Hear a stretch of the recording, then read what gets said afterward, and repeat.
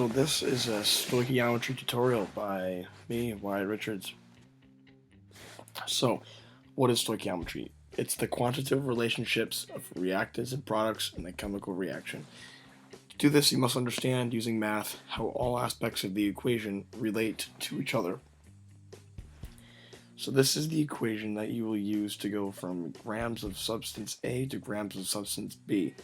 Note that you can go from moles of substance A to grams of substance B, grams of substance A to moles of substance A. You can do whatever you want. Use 1, 2, or 3 steps, but this is how you're going to do it. So the first thing you're going to want to do is balance the equation. The top one, H2 plus N2, you have 2 hydrogens and 2 nitrogens, and you have 1 and 3 on the right side, so that's unbalanced. Notice how the second equation has coefficients added to it that makes it balanced. A good analogy to use when balancing equations is cooking. So we all know that a grilled cheese takes 2 slices of bread and 1 slice of cheese to make.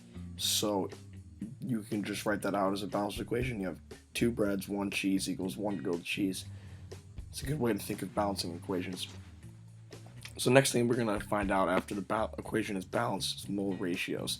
So basically we just take the coefficient of each compound, and that gives us the ratio of one compound to another.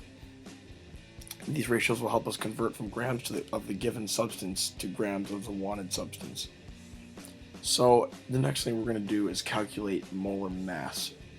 So we go to our periodic table and we look at the atomic weight for each element. So hydrogen, for example, is 1.0079. It's H2, so we multiply it by 2, and the coefficient is 3, so we just multiply 1.0079 times 6. We get 6.05 grams per mole. And we do the same thing. Molar mass of 14, multiply it by 2, because of the subscript we get 28.01. And ammonium is just those 2 added up, so it's 34.06 grams per mole. This will help you find the limiting reactant. My video is not on that. You can watch Evelyn's video and she'll give a good description about that. So now we can start our example.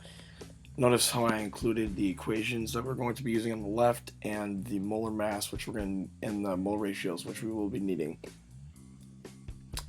So the question is, how many grams of nitrogen gas is made from 100 grams of ammonia?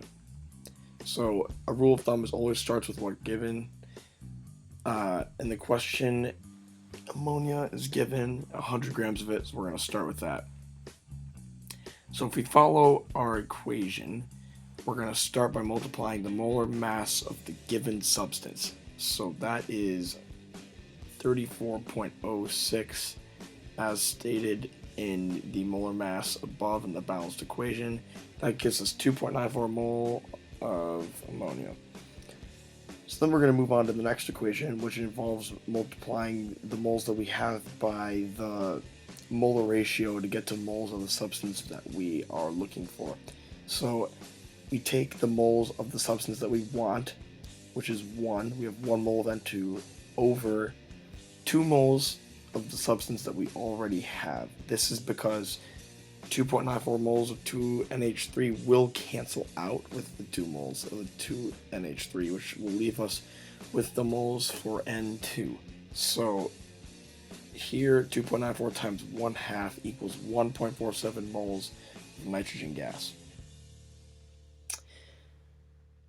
Then, to get from moles of nitrogen gas to grams of it, we just have to multiply the moles by the molar mass. So 28.01 is what we calculated in the question above. That times 1.47 moles of nitrogen gas leaves us with 41.17 grams of nitrogen gas.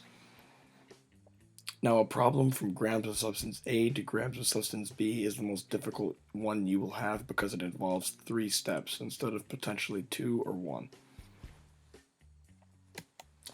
So important things to know, like I pointed out earlier multiple times, you may not always be going from grams to grams, and you're not required to do so.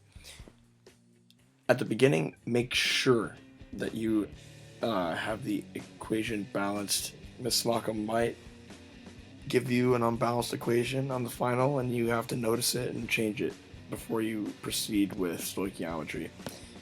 And yeah, if you can remember all these steps, stoichiometry is simple to do, and it's very, very useful. Also, another thing to point out, make sure you identify the limiting reactants. I know Evelyn will tell you all about that. Thanks for watching.